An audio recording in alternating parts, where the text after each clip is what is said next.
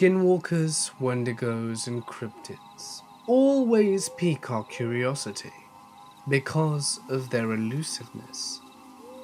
Are they more than just tales? Let's find out together. It's time to get comfortable and let the darkness take control. Normally, I am completely stoic and don't care for superstition or anything like that. But this incident was different. I am a grown-ass man, but moments ago, I started sobbing uncontrollably and got so nauseous I puked my dinner. I don't know what the hell is going on, but after listening to some of these encounters, it was like something inside me just clicked. And then I remembered. For background, I was a weird little kid, incredibly full of energy and supposedly really smart. I loved spending all day outside, roaming the foothills and getting lost, then finding my way home. I was totally fearless, and it really pissed my parents off, because of course, they would get worried sick about me if I didn't come home on time, or even until after dark. You see, I loved exploring, finding the hidden places and searching for interesting animals and bugs. My parents were convinced that I was going to grow up to be a scientist of some kind. Yet, I had a sort of lack of respect for authority, and my constant failure to return on time resulted in some pretty serious groundings. My solution was simple. I would stop going out in the daytime and instead start sneaking out at night. My nocturnal adventures began when I was about 12 years old, and my range quickly increased from the neighborhood to the nearby golf course to the deep woods outside of town. I would sneak out about midnight and try and be home before 4 or 5, just before my dad woke up. I would use my morning shower to clean up, then stumble off to school like a zombie. Needless to say, my grades suffered, and discipline measures became even stricter. Still, nobody could stop me from sneaking out and having my adventures in the night. This went on for years, and I never felt afraid, even when the cops were called on me occasionally, or someone shot off a gun, or after a huge buck stared me down after I stumbled upon a bunch of deer asleep. I even heard a cougar scream once, very close by, and that got my heart pounding. But I never felt true terror. A sort of startled alertness, maybe. But the total dark wilderness never held power over me. I felt powerful and vital, like I was doing something that nobody else did, and conquering something that was unassailable for others. Until one night. Tears are streaming down my eyes just remembering this, and a chill running up my back. I'm going to try and explain what I saw and felt and heard. You can draw your own conclusions. It was a very normal early summer night. Cool with no breeze, clear skies with the stars and moon out, shining so brightly that after getting used to the dark, you could make out shapes and shadows fairly well. It was a perfect night for an adventure. I snuck out with my usual routine and quickly jogged out of the neighborhood and past the golf course. I had somewhere in mind where I wanted to go. There was a dry creek bed, deeper into a small valley, that I hadn't been before.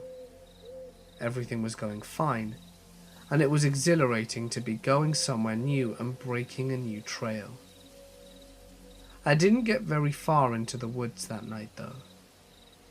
Total silence was what made me stop. I remember it very clearly. Usually it was quite noisy, with the crickets and other insects. So loud, it would almost be annoying at times. But I encountered an area of complete dead silence, with only the sound of the breeze flowing through the pines. It was so odd that I just stood stock still, waiting, how I usually did, for some clue as to what was going to present itself. Instead, an awful sensation flooded my body, a sort of welling dread that made the fine hairs on my arm and legs stand. It was electric and torturous, sheer, utter terror. And then the scream happened. So close, I could have sworn it was coming from above me. The worst sound I've ever heard in my entire life. It wasn't a cougar. I know what those sound like. It was a long, pealing, horrendous wail full of mind-bending hate. It was at that moment I was sure I was about to die, that I had made a terrible mistake, and that now I was going to pay the price. Something was moving in the dark shadows of the sparse pine trees, right in front of me. Not moving like any animal, not a deer or even a bear, both of which I had encountered before. A lurching motion of 4 limbs with a shadow the size of a man. It was coming towards me. I was paralyzed. I couldn't move. Every nightmare a child has ever had about a monster chasing them when they couldn't run away was coming true. After that scream, everything was quiet. It wasn't making any noise as it moved towards me. No crackling of dry pine needles, no breathing, nothing. I couldn't move, and tears were streaming down my face. The terror I put away was coming back. I tried to run, and I remember fleeing faster than I ever had moved in my entire life. Total silence. Just the pounding of my feet and the scrambling of my hands in the pine needles and dirt roots. I fell. I remember planting my face in the dirt, knowing that I was about to die. I remember the silence coming over me, and a terrible chill. I remember the feeling of my bladder loosening, and the heat flooding down my legs. And I don't remember what came after that. When I came to, it was early morning. The sun was just beginning to rise, and my only thought was to somehow make it home before my dad woke up. And I flat out ran the many miles back home. My dog snarled at me, snapping at my heels as I jumped out back fence. It was so confusing, because we were the best of friends since I was the only one to play with them. I had larger worries though, because my dad was up, and I just managed to climb into my bedroom window and get changed. I went to school that day, but they sent me back with a fever. I never explored again after that night, and I was never the same. My dogs never acted the same around me either. I went from an almost too social active young man to a complete and total social recluse overnight.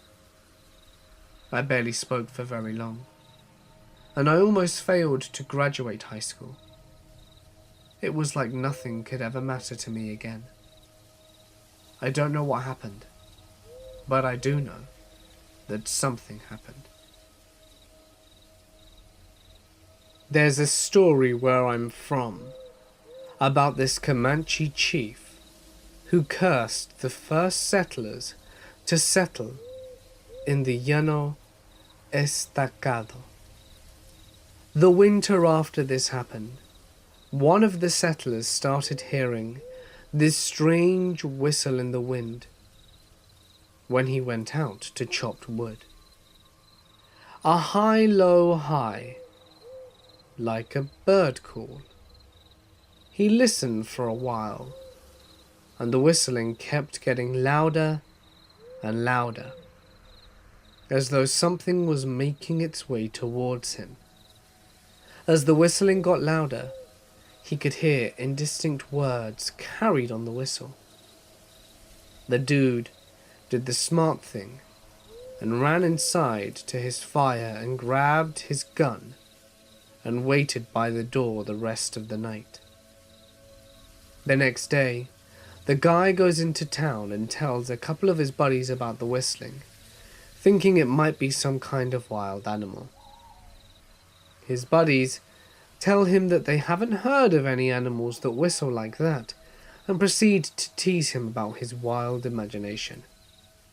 The settlers laugh it off and felt foolish.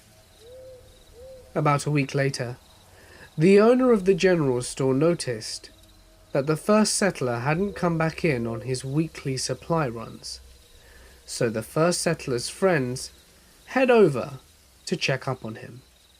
They found his family butchered and eaten, and the settler was nowhere to be found.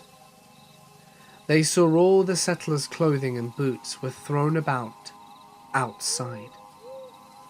The town brings a posse together to hunt down the murderer, but no tracks are found for a mile around the stead, and it was getting dark. So they bury what's left of the bodies and head back to town. Along the way, a couple of them start to hear this strange whistling noise on the wind. A high-low high. The posse is unnerved, but continues towards town. The whistling grew louder, and louder even through the wind. The next day, another settler goes missing. The family butchered, and his clothes scattered in front of the house. The next day, another house. All the while, the same damn whistle carried by the wind. High, low, high. The words carried by it can only be heard by the men who butchered their families and ran out into the snowy plains of North Texas. My boyfriend, now husband, decided to go on a road trip to my dad's hunting cabin in northern West Virginia, just a few counties over from Point Pleasant. We packed all our gear into our truck the night before so that we could get an early start the next morning. We rise and shine extra early because we couldn't contain our excitement. Our trip to the cabin goes fine. We reach the town that the cabin is near and load up on groceries. About an hour later, we are turning down the dirt road towards the cabin. Now the cabin is about 50 miles back in the boondocks, away from any kind of civilization. It's a very isolated and creepy place at times. We drive down the dirt road for what seems like forever. Then we finally start to see the cabin. Both of us are tired from the trip and plan on relaxing by the fireplace and watching some DVDs as soon as the bags and groceries are unpacked. We get everything inside and I start dinner while my boyfriend, Neil, plans on gathering some firewood out back. By 7, the sun is setting, and we make sure all the doors and windows are locked. It's a small one-bedroom cabin, so there was maybe 5 windows and 2 doors. After we clean up, we decide to watch Catch Me If You Can on DVD, so nothing scary. I reach for a cigarette, only to find that my pack is empty. I ask Neil where the carton was, and he just tells me that it was in the truck, and asks if he wants me to fetch them. I tell him no, that I will, and slip on my shoes and make my way to the door. Now, I have always been scared of the dark, and hate going outside for as long as I can remember when it's pitch black. I turn back to Neil and ask if he will stand at the front door while I go to the truck. He says he will, and makes his way over, and I ease myself outside and step down to the truck. I was reaching in to get the carton when I hear this sound. At first, it sounded like a woman screaming. Then it changed to howling. Then it was like one of those sounds came together to form this one creepy sound. It's quite difficult to explain. It sounded like a demon and a werewolf all in one. I made a beeline for the cabin, and I see Neil's face fully drained of colour. I push him inside and ask him what the hell that was. It took him a while to answer me, and he said that he didn't know. I have been in the woods hunting and fishing with my dad and brothers all my life, and I have never heard any animal sounds like that before I told him. Then we hear it again, only it's near the living room window, and Neil makes a mad dash to the bedroom to get his pistol, and I get my dad's hunting rifle from the closet. I had never been so scared in all my life. I thought, what if this thing was trying to come in? Then we hear it again at the front door.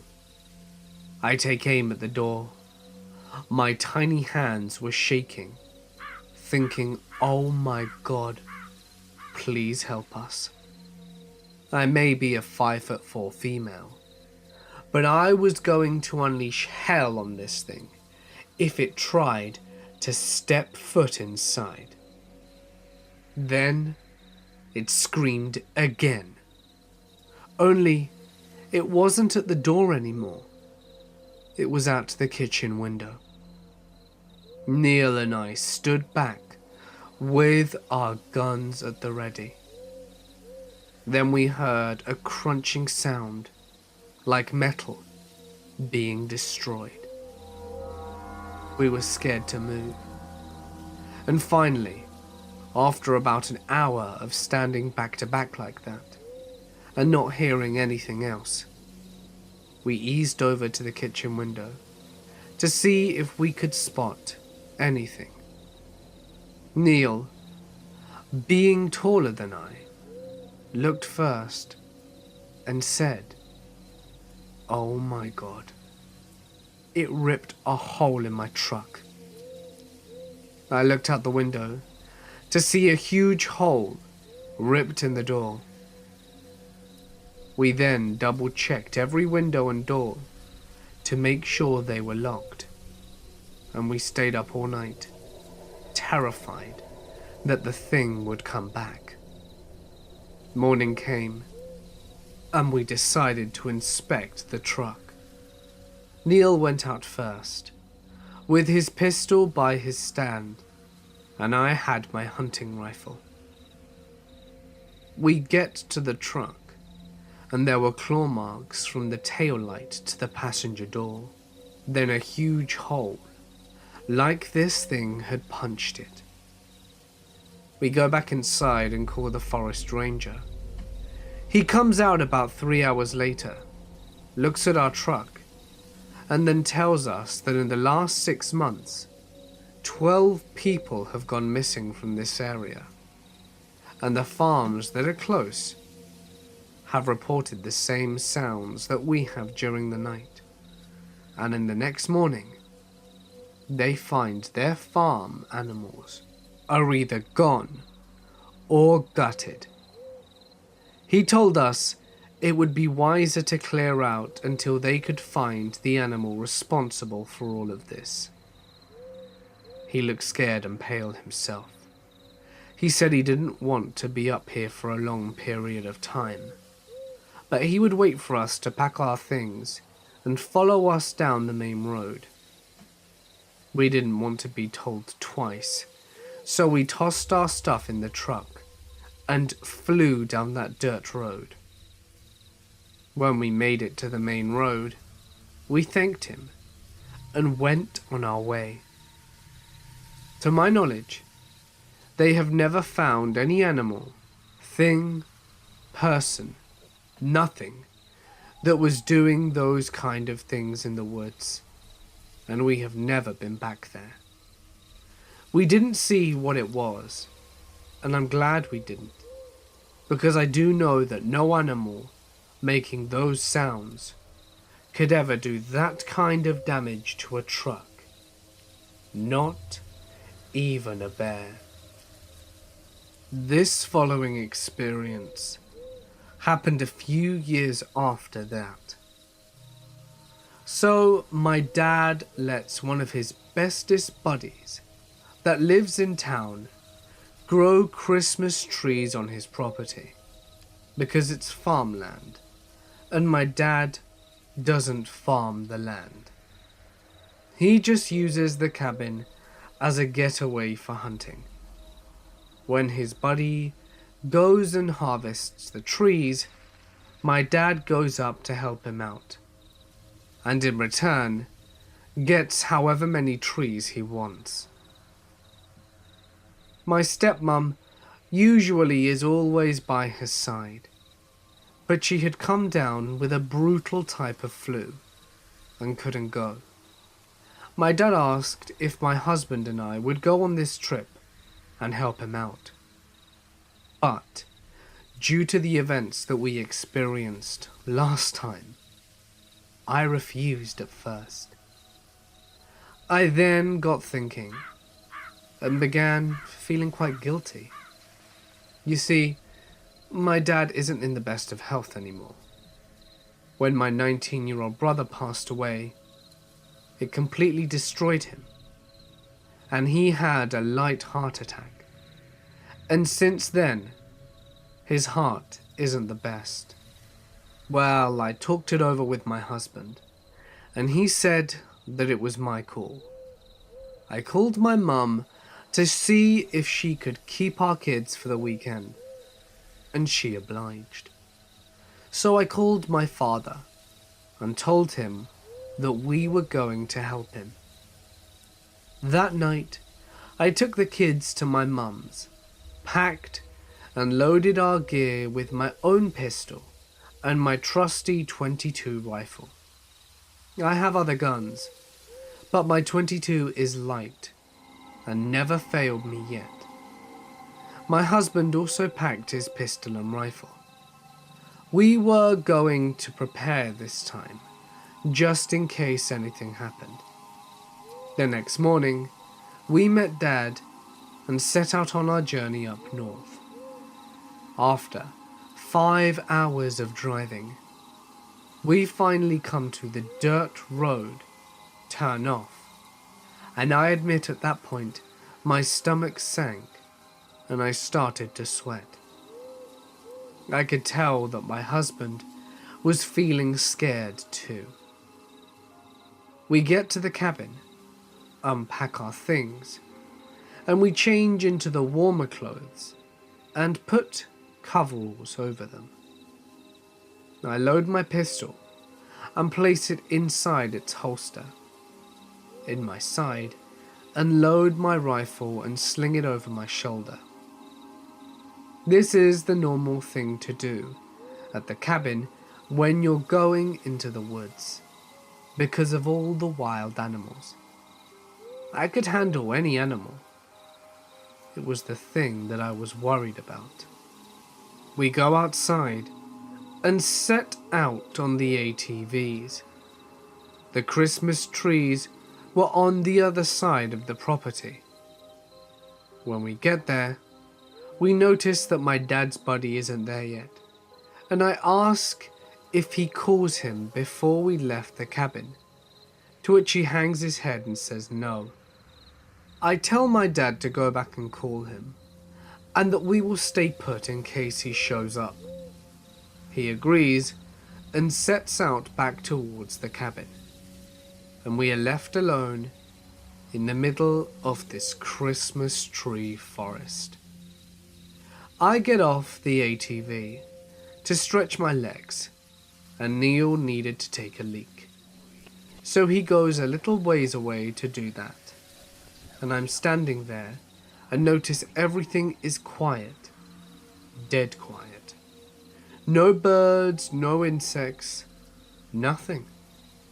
Not even the wind blowing.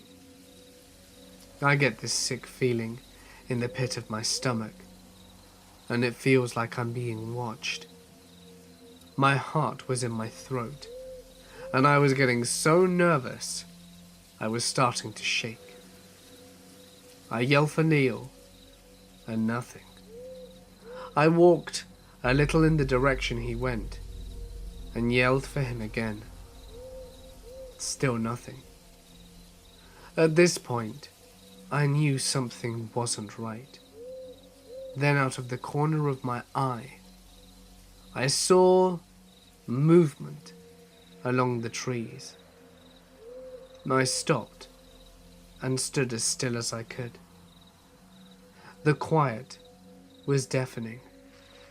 I heard the trees behind me move, and I turned around and saw a tall, shadowy figure moving beyond the pine trees. I was beyond scared and screamed. I ran for the ATV, got on it, and geared down to start it, and reached for the key, but there was only air. I looked down to find no key in the starter, and my stomach sank. Neil must have taken it with him. I knew how to hotwire it, but my hands were shaking so badly, and the time it would take me to do that meant that it would already be onto me. My heart was beating like a wild drum, and I took a deep breath, knowing I had two choices. One, I could go into the woods and look for Neil, and risk coming into contact with whatever the shadow was. Or I could set off back towards the cabin to get my dad. My mind was racing, and my choice was made. I was going to walk back to the cabin to get my dad and return for Neil. I hopped off the ATV and stepped on towards the way back to the cabin, and then I heard it. A faint cry of "help me" was coming from the forest. Tears started streaming down my face, and I turned and ran towards Neil's voice. I screamed at Neil again to keep yelling so that I could find him. I was running, and branches were slapping me in the face and over my body. But I didn't dare slow down. I could hear that I was getting closer, because his voice was growing louder. I kept running towards it, and then I found him. He was sitting against a tree, with blood streaming down his face. I ran to him and inquired what happened, and Neil said something big hit him, and that was all he could remember before he blacked out. I was at a loss. I didn't know what to do next, but I knew that we couldn't stay in these woods. I told Neil that I was going to help him, and that we were going to get the hell out of here. Finally, after a few minutes of pulling and lifting, I got him to his feet. We started walking slowly back through the woods to the ATV. Then we heard it. Something running through the trees. We looked at each other and tried to move faster. We kept going still, hearing the thing running right beside us. We made it to the forest clearing, and we could see the ATV. Neil said to lean him against one of the trees and to go get the ATV. I did as he said. When he was safely against the tree, I turned to go towards the ATV and ran into a wall. I looked up and saw a huge thing standing at least 7 foot tall with hair everywhere. It looked down at me with its hell-colored red embers. I was so terrified that I couldn't move at all. All I could do was stare. Neil screamed at me, and I awoke from my shock, and my mind went blank. I moved around the creature and made a dash towards the ATV. I was almost there. Then something grabbed my shoulder. I looked and saw this huge claw, and I was thrown backwards into a huge pine tree. Before I passed out, I heard a shot ring out, and then another, and then nothing but total darkness. I woke some time later and found myself laying on the bed at the cabin. I tried to move, but everything hurt, and my dad came into the room. He told me not to move, otherwise I'd hurt myself more. I looked at Dad and asked what happened. He said I was running towards the ATV, and his friend saw the creature right behind me. And as it threw me backwards, he and his friend unloaded their shotguns into it. He was silent after that, and I asked him what happened after that. Dad's eyes looked at me with color gone from his face and told me that the damned thing fled after letting out a god-awful scream. We don't know what that creature was, but I have the feeling that the creature is the very same from that first night at the cabin those years ago. Since then, my dad has forbidden anyone from going there. Even his buddy with the pine trees said he would not be returning. As for Neil, he recovered and is doing well. As for me, I can't say the same. When it grabbed my shoulder, it sunk its claws into me. The claw marks are slowly healing, but I have been noticing some changes. Like last night, I found 2 knots on my shoulder blades where I am growing hair at an alarming rate. I honestly do not know what's going on with me or what will happen, but I can tell you, this is the most terrified I have ever been in my entire life. During the 1970s, before I was born, my dad worked as a trail guide in California. He led groups of tourists on horseback across the mountain trails and such, and he met a lot of people during his time there. He met this Native American guy who started out as a regular customer and eventually became an employee. He was from an Indian reservation, although he never said which. He also didn't explain why he left, but he was a cool guy, so my dad never really gave his origins much thought. He always figured that he left for personal reasons and didn't want to be bothered about it. So, my dad never brought it up again. One day, my dad and his brother and his Native American friend were out on the trail with a group of people. It was a pretty ordinary day. My dad and uncle told jokes back and forth, and their friend laughing and jeering, and the tourists took pictures with their bulky cameras. Nothing unusual. As they were moving along, someone shouted that they saw a coyote and pointed into a little valley on the left side of the field. Again, this is nothing strange. It was in the grassy chaparral of Central California. So coyotes are a very common sight. My dad and his companions stopped their horses so that their guests could have a look at the creature. My dad and his friend got chatting, but my uncle kept staring at the coyote, with his features all scrunched up, like he was trying to get a better look.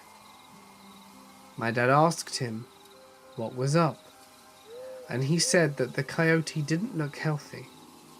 It had very long, thin legs and walked abnormally. Most dogs walk by lifting a front leg and then lifting the opposite back leg. But this coyote walked by lifting both legs on one side of its body, sort of like a camel. Its snout was also a good 3 inches longer than normal, and it held its nose high in the air, as if it was sniffing for something. My dad said it was probably just deformed, and my uncle agreed. My friend, however, was silent. He was slightly shivering and staring directly at the weird coyote. My dad put his hand on his shoulder and asked what was wrong. With a shaking finger, his friend pointed at the coyote and said, "The tail. Look at the tail." My dad looked and said, "What do you mean it has no tail?" The friend said that he'd explain everything when they got back to base camp. So my dad led the guests down the trail, and the coyote followed them. It didn't come up from the valley, but it followed the group. The tourists thought it was fun to have a little companion, but my dad's friend never looked at it. He was silent the whole way back. When they were just a couple of 100 yards from the base camp, the coyote leaped out of the underbrush about 20 feet in front of my dad and his companions, freaking them the hell out, and the horses. The coyote stared directly at my dad's friend and smiled. Not a panting smile like most dogs do, but a full-on, teeth-bared smile, which showed off its yellow-brown stained teeth. The friend stared back and produced a small piece of wood with an arrow burnt into it. He showed its face to the coyote, which looked away. Then the creature howled. Coyote howls are usually high-pitched, but this one was very low-pitched, almost baritone. It sounded like the thing had liquid in its lungs, as if it were drowning, and able to make one final scream. Then it ran back into the bushes. My uncle and my dad, ever the jokesters, turned to the tourists and said, "Well, I hope you guys got your money's worth." At camp, my dad's friend wouldn't give them the whole story, only vague statements like, "It killed them, and now it's going to try and kill me." He said that he did this to protect my dad and uncle, because the less you know about it, the better. He gave them each a small piece of wood with an arrow on it, saying that it would protect them from the thing, and that he made it himself. He was glad he got to test one out. He drove out at 8 a.m., and my dad never saw him again. My father always used to tell this story to us when we were younger, especially during camping trips. He's a high-spirited kind of guy, so he always tells it in good spirits. But sometimes, he says that on cold nights when the wind is blowing and there's a rustle in the trees, he can hear the low howl of the thing that wasn't a coyote. I am a 21-year-old male, and here is a story that happened about 10 years ago. My name is Matthew Smith. My grandmother on my mother's side has always been very superstitious, for lack of a better word. She is not religious, but she does believe in a lot of paranormal stuff. Her mother was full-blooded Navajo, and her father was Irish. Either way, she'd never been anywhere east of Montana, and she grew up in Nevada. One year, when I was in grade school, we went to visit her. Most of the visit was pretty uneventful. Typical boring old people stuff.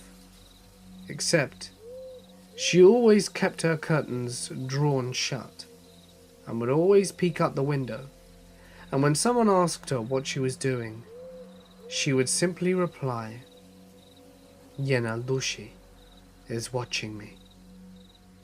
This went on for nearly the entire visit, until a few days before we were due to leave. My grandma and my then baby brother, who's now 19, were in the front yard that evening planting flowers, when all of a sudden, my grandmother starts shouting at my brother to get away from the creature and that it's not safe. Of course, being in Nevada, we assumed that my brother had found a scorpion or a rattlesnake, so we run outside to see my grandmother clutching my little brother and shaking in terror against the side of the house. Standing out in the yard was a large, black, Great Dane-sized dog thing. It was staring at my grandmother with an intensity I'd never seen before. It looked up at us, gave a little huff, and bounded off. I don't remember if it moved unusually fast or not, but I do remember it had really deep yellow eyes. When my mother asked my grandmother what happened, she kept repeating, "The Yenaldushi has found me," and she moved a few weeks later. This happened to me last year. I am a 21-year-old non-Native American from a 100% Germanic bloodline. I am acutely aware of Skinwalkers and Wendigos, mainly from the massive amount of time I spend on 4chan. I live in the hills of Ohio River Valley.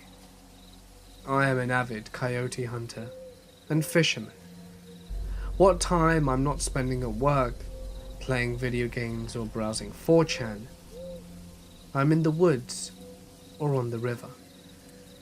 One night after I left work, I decided to go fishing at the pond on my friend's property to the northeast of my house. I got home, grabbed my rods, tackle box, and trusty HKVP9, because I carry that everywhere I go nowadays, and ran to the store and bought some chicken livers for bait.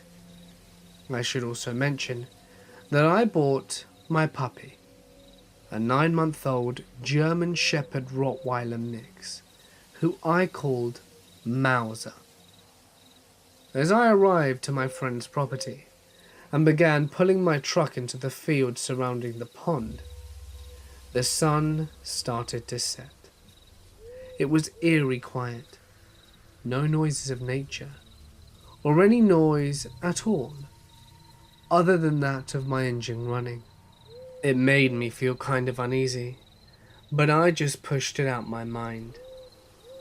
I got out of the truck with my pup and began to set up my rods when Mauser started acting a little uneasy.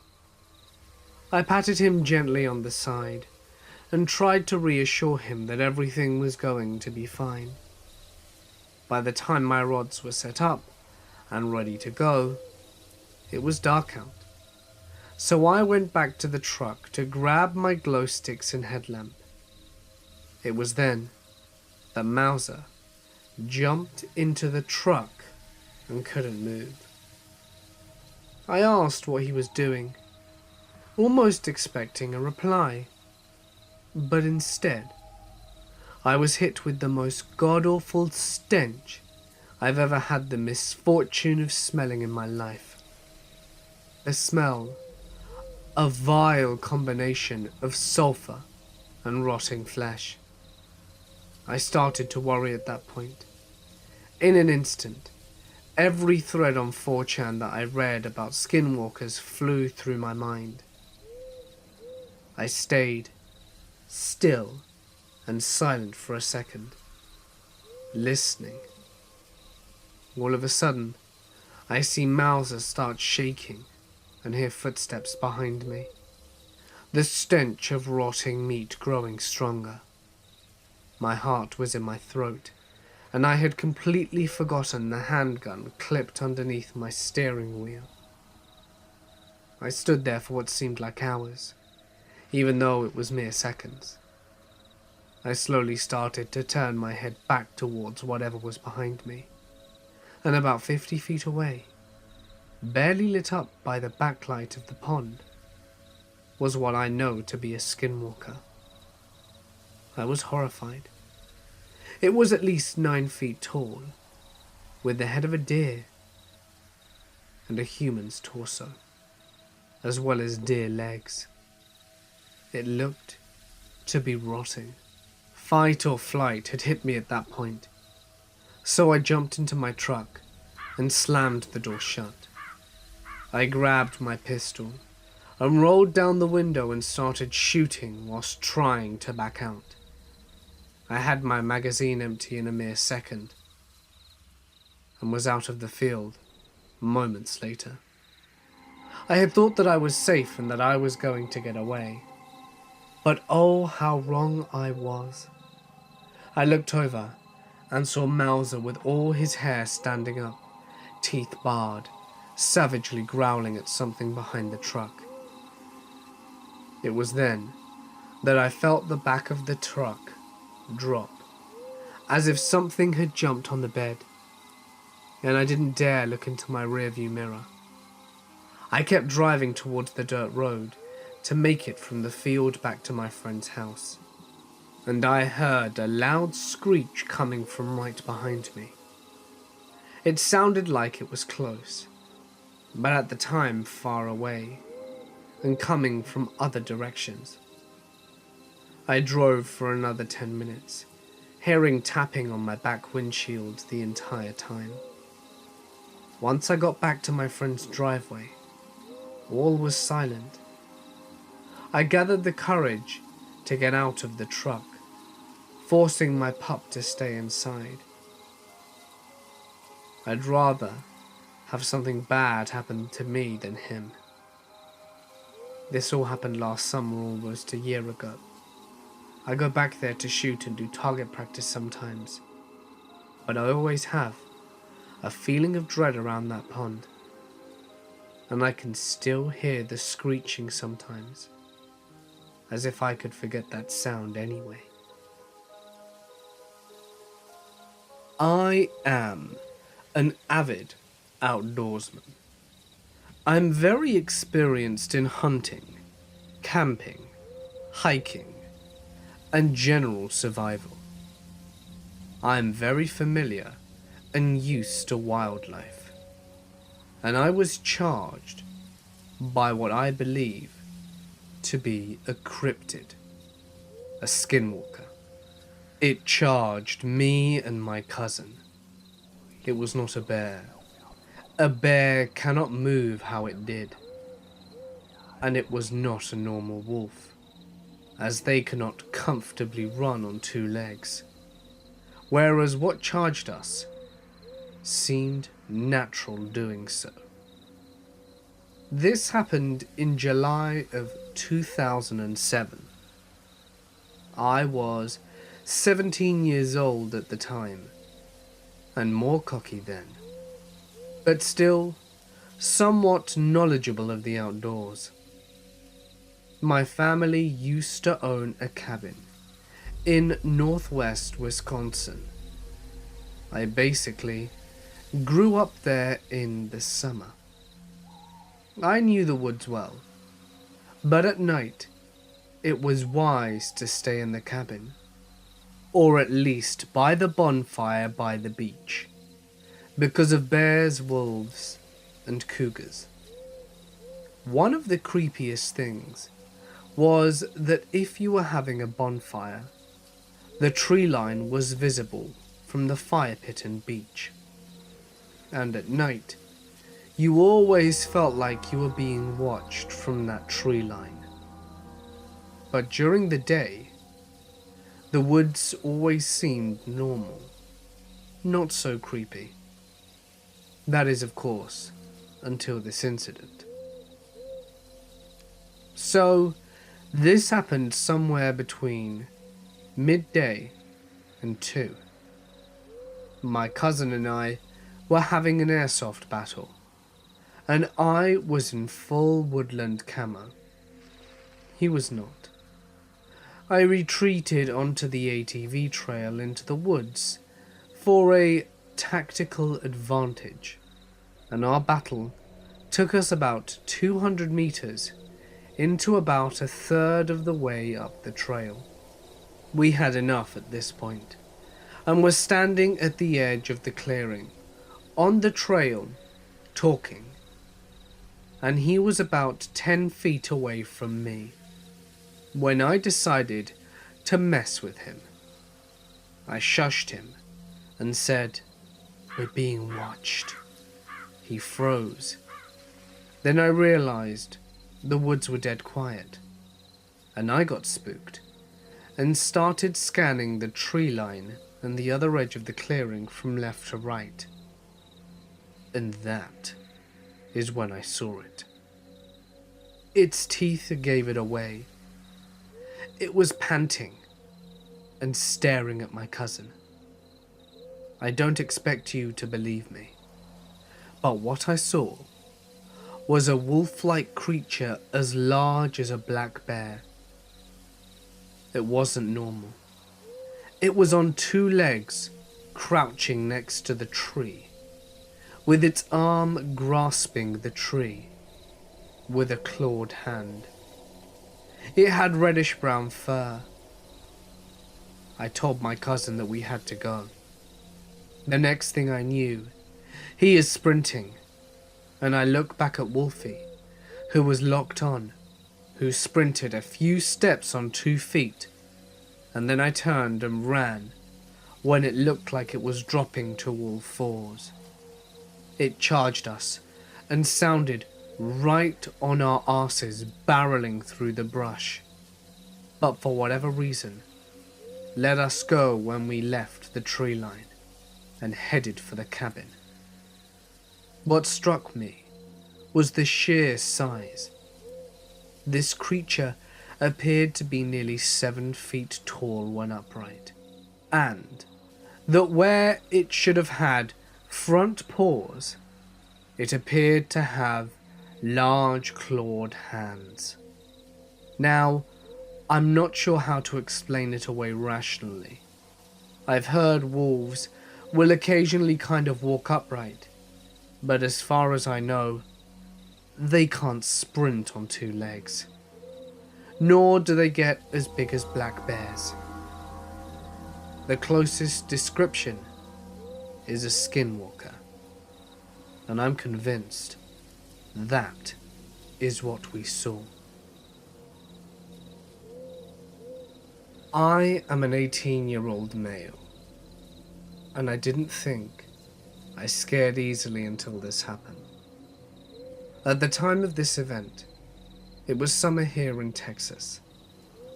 I picked up my girlfriend, and we went to meet my cousin and his girl for a double date at the local river. Now, with it being very hot in summer, we went swimming for several hours, and as it got dark, we began the half-mile walk back to our vehicles. My girl, Taylor, was visibly shaken as we walked back, whispering to me, "Did you hear that?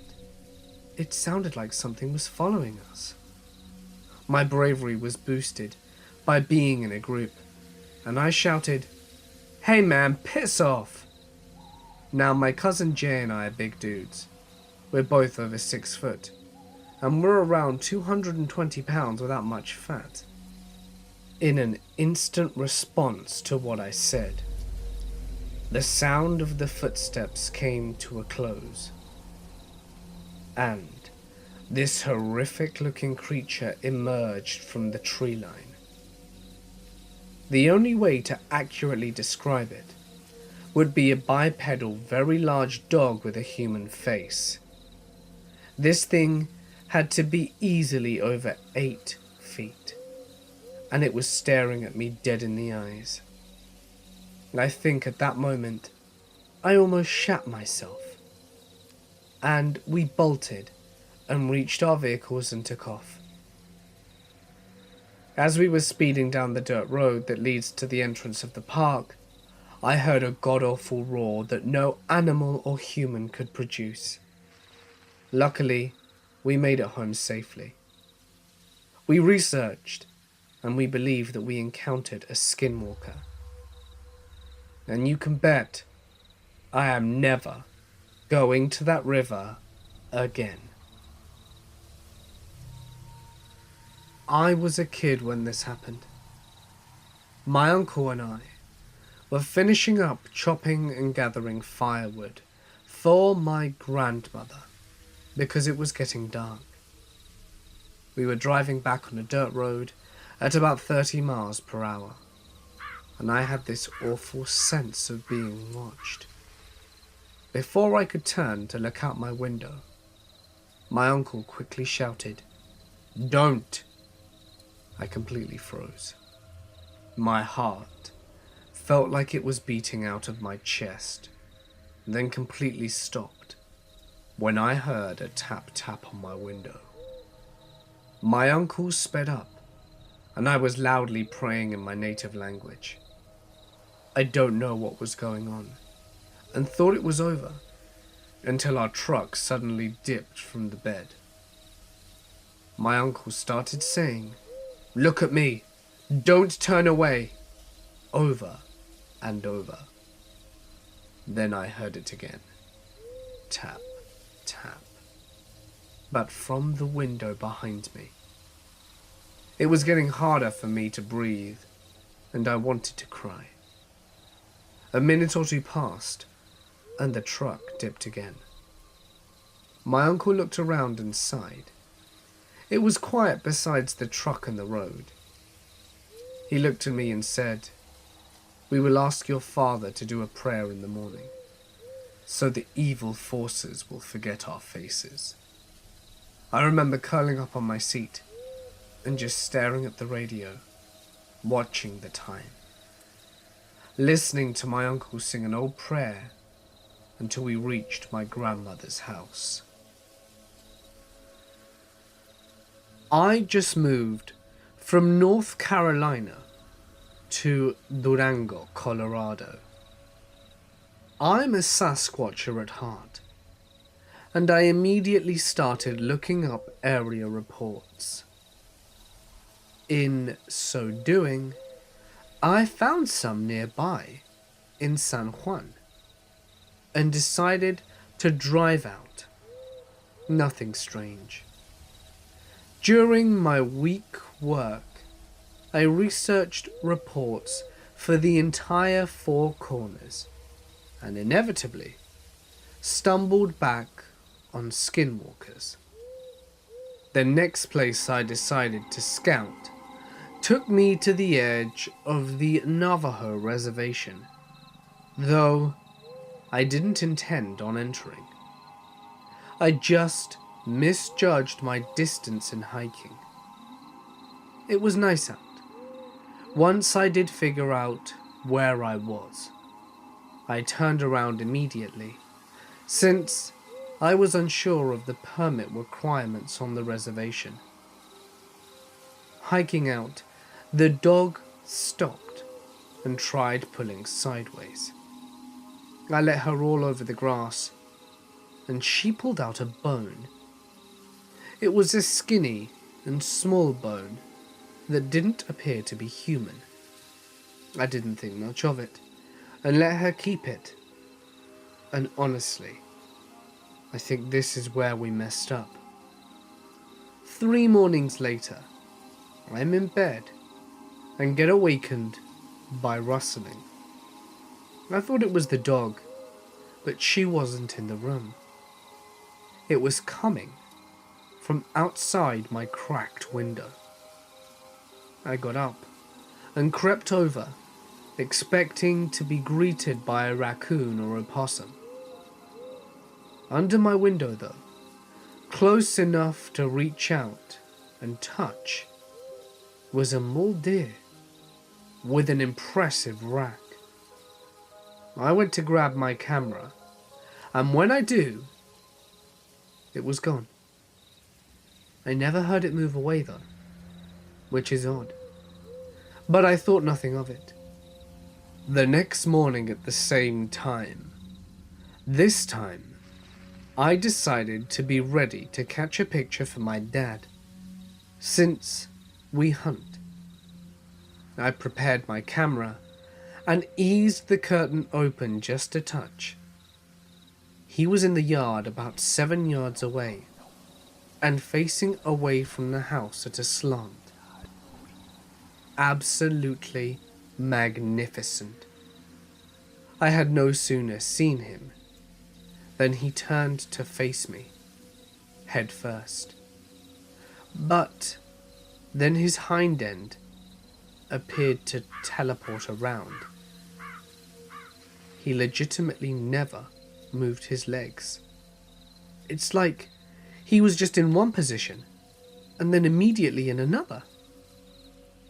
I slammed my window shut, thoroughly freaked the hell out. Then, in the hallway, I stopped myself and turned around. It was gone when I got back. I couldn't pinpoint what had scared me so badly. Even with Sasquatch, I'm skeptical of every twig crack, whoop, or knock. I attributed the odd movement to it being so early and assumed the street light flickered or something. I wrote off my fear as having observed a charging-like posture. Since that morning, I've been feeling very disconnected from my dog. I keep having strange daytime nightmare scenarios of her just attacking me out of nowhere. I didn't even want her sleeping in the same room as me. This is saying something, because I love my dog unconditionally, and I know that she'd never do anything to me. But I can't shake the paranoia whenever she's around. The final straw got to me is the dream I had recently. I dreamt I shot her while she was sleeping out of the yard. Then I took her skin. I raced out to the spot where she found that bone, and there was an old man waiting. I asked if I can transform now, and he said no, but that he could. Then he took the skin from me and flung it around himself, immediately becoming a larger and more distinctly evil form of my beloved dog. Then he ripped me to shreds, and I woke up. I immediately got up to find that she was in my room asleep. Then I went looking for that bloody bone, and I couldn't find it anywhere. She's hidden it in the yard. I genuinely believe I am in some trouble here, and I don't want to know what comes after this. Hey guys, it's Mort here, and thank you so much for listening. And with this concludes Nature Week. I really hope you guys have enjoyed it as much as I have. You know, if you guys liked it, maybe we can make themed weeks a regular thing. So if you have a suggestion for particular types of videos that are somewhat related that I could make into a week, well, 5 days long special, I'd certainly love to hear it. So yeah, please drop some comments with your thoughts down below. I also want to give a big shout out to Dax. I loved the Highlander reference in yesterday's video. Maybe a film I should rewatch, as I haven't seen it in a while. And if you haven't, it's pretty good. I'd recommend it. And thanks for all your support and advice, bro. It is tremendously appreciated. As always, if you did enjoy today's video, please drop a like and leave a comment, as it helps a whole load of other people with a taste for horror find my channel and help it grow and be more recommended. You know, about 10,000 people on average watch each video I make, and yet I never get 1,000 likes. So if 1 in 10 of you could just drop a like, if you listening to this right now could just leave that tiny like, I'd really appreciate it. I just want to see if 1 can get to 1,000. It'd be really cool. Don't forget to subscribe and hit the little bell icon to be up to date with everything I post. And of course, if you are going to send me your story, you can do that to my Reddit or my email. Just be sure to paragraph, as that's very important, and add lots of detail to your story. I can't wait to read them. But anyway, for now guys, I'm going to sign off. Stay awesome, and I'll see you in the next one.